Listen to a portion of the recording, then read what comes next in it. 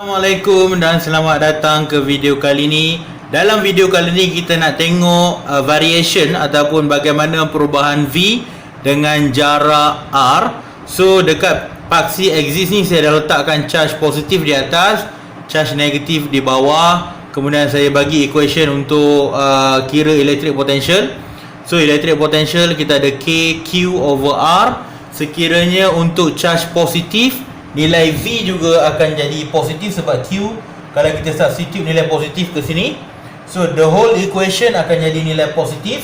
Dan V dengan R dia adalah hubungan dia adalah secara inversely proportional ataupun berkadar songsang dengan R.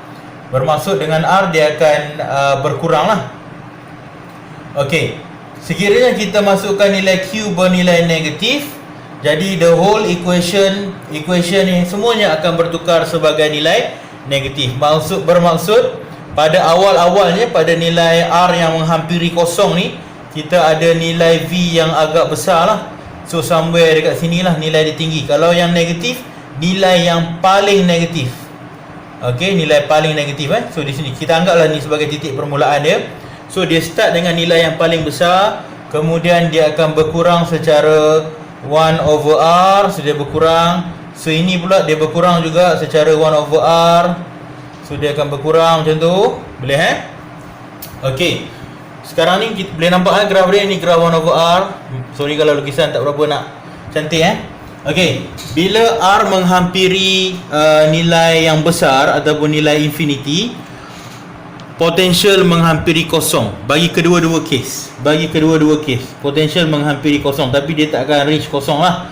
Okey, cuma dari segi teorinya lah Alright, okey, boleh jadi ini adalah graf dia. Okey, cuba tengok electric field. Kalau kita nak tengok electric field, kita nak buat summary ni daripada video sebelum ni. Video 1 rasanya kalau kita lukiskan arah electric field untuk charge positif ni, yang dalam paksi mengufuk saja, dalam paksi mengufuk, sebab P dan R ni dalam arah electric field mengufuk. So kalau kita lukis, kita buat line macam ni. Okey, arah electric field dia ke sana. Okey, mana arah electric field dia? So arah electric field dia ke sana macam tu. Boleh Kalau kita lukiskan untuk yang di bawah, untuk negatif.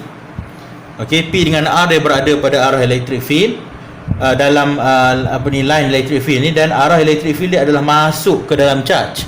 Yang ini keluar daripada charge. Okey, tadi saya kata kalau kita bergerak from P to R dalam arah electric field, bermaksud potential R adalah lebih rendah. Jadi saya kata VR akan jadi lebih kecil daripada VP. Betul tak? Okey, kalau kita tengok daripada graf kita pun, nilai VR di sini, nilai VP adalah lebih rendah di bawah. Ini in term of positive charge, positive value. Jadi kita ada nilai VP lagi tinggi daripada nilai VR bila kita bergerak dalam arah electric field. Jadi kita boleh anggapkan arah electric field sebagai arah di mana potential berkurang. Okey, sekarang kita nak tengok di bahagian negatif pula. Kalau pada bahagian negatif, agak-agak yang mana yang lebih rendah, yang mana yang lebih tinggi di antara P dan R? Okey, jawapan dia adalah R. VR adalah lebih tinggi daripada VP. Okey, sebab apa? Sebab VR sudah menghampiri kosong. Ini nilai negatif ni memang membawa maksud dia bernilai negatif. So VR adalah kurang negatif. Jadi nilai VR adalah lebih besar daripada nilai VP, which is consistent dengan kita punya notation. Cuba tengok arah electric field kita masuk kan. So kalau tengok electric field seolah-olah menunjukkan daripada R pergi P. Okey, electric field menunjukkan daripada R pergi P. Bermaksud kita punya electric potential R adalah lebih besar daripada P. Sebab arah ini kita nak ambil arah electric field sebagai arah penurunan electric potential. Boleh which is sama dengan yang di atas. Boleh sama dengan konsep yang di atas ni. So menunjukkan arah penurunan electric potential. Yang ini pun arah penurunan electric potential. Jadi bermaksud electric potential VR adalah lebih tinggi daripada VP. Okey, senang cerita macam ni lah. Kalau ada yang masih confused kan. Okey, saya nak tanya negatif 8 dengan negatif 2 mana lagi besar? Obviously kalau kita ada deficit of negative 2, bermaksud nilai negative 2 ni adalah lebih besar daripada negative 8 lah. Sebab kalau kita buat nombor kan, kita ada kosong, 1, negatif 1, negatif 2, negatif 3, kemudian kita ada 1, 2, 3. So 3 lagi besar daripada 2, 2 lagi besar daripada 1, 1 lagi besar daripada kosong, kosong lagi besar daripada negatif 1, negatif 1 lagi besar daripada negatif 2, negatif 2 lagi besar daripada negatif 3. Macam itulah So dalam kes ini adalah contohnya macam negatif 2, sini mungkin negatif 4. So nilai ini adalah lebih besar berbanding dengan nilai ini. Saya rasa itu saja kot penerangan pada bahagian ini. So ini saya terangkan, saya rumuskan dalam bentuk graf lah, supaya kita lebih senang faham lah.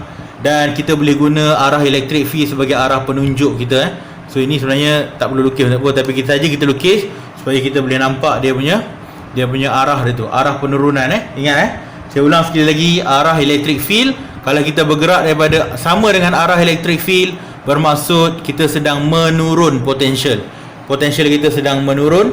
Kalau macam ni sini ke sana, potential kita menurun, nampak menurun kita punya nilai menurun, sini nilai dia menurun, boleh So kalau nilai negatif, nilai sini lah paling besar. Kalau bahagian yang di atas pula, bahagian yang paling tinggi nilai yang lebih besar. So ini paling besar, kosong, dan dia mula mengecil. So membesar, kosong, membesar. Boleh faham So ini makin bertambah lah nilai dia sampai kosong. So kemudian dia mula ada nilai positif Mula ada nilai positif kalau kita bergerak ke atas So yang ni paling kecil, yang ni akan jadi paling besar nilai ni So yang ni tak ada pun tak apa, sebab saya just nak tunjukkan ini sebagai charge positif.